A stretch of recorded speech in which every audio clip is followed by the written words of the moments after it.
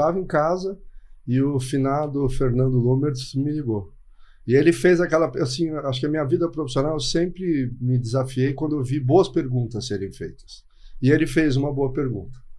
Ele falou, P.O., agora que está tudo parado, o que a gente pode fazer, não sendo do setor, ou seja, do setor que eu falo, a gente era a parte, sim, mas a gente não era executivo de nenhuma empresa, né? Eu já tinha saído da RX. Já tinha saído da RX. Já. Então, o que nós podemos fazer para fazer com que esse setor volte a ser o que era? Então, essa é uma pergunta que na hora que ele me fez isso, eu falei, realmente, nós temos que fazer alguma coisa. Então, o conceito do Expo Retomada foi exatamente a gente deixar o ego de lado e pensar pelo setor. O objetivo nosso é que a maioria das associações setoriais, ele é fragmentado entre B2B e B2C, não importa, é mercado mais, que seja, ele é fragmentado. O nosso objetivo desde o começo foi falar, só vai funcionar se a gente fizer alguma coisa que reúna o setor como um todo em prol de uma missão em comum. Ali foi fácil, porque a pandemia foi terrível, foi uma coisa, né? Impactou demais negativamente, né? Então esse discurso ressoou muito bem com as pessoas.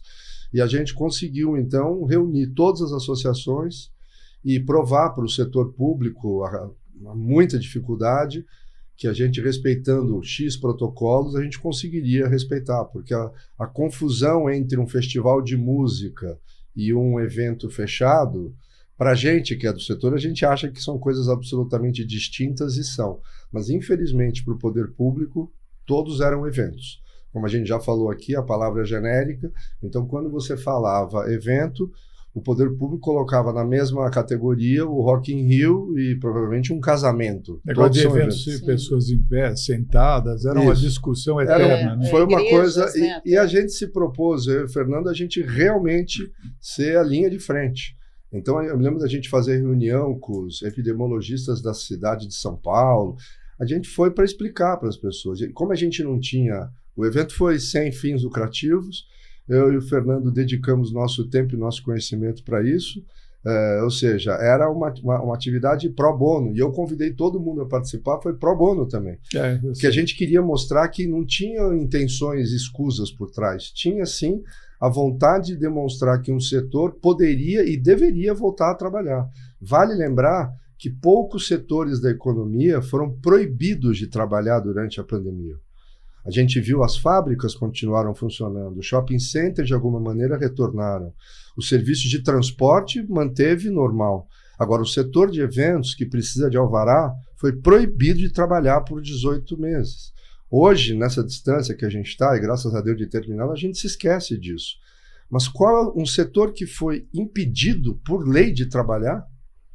Era uma situação única. Difícil demais. Uma situação única. As pessoas que conseguiram, entre aspas, manter as suas empresas nesse período são verdadeiros heróis. Temos multinacionais que conseguiram segurar, mas temos empresas nacionais que também conseguiram. Essas pessoas são verdadeiros heróis. Eu passei 18 meses entrevistando pessoas pela internet. Pela internet. Eu conheço empresa que ficou 2 anos sem emitir uma nota fiscal.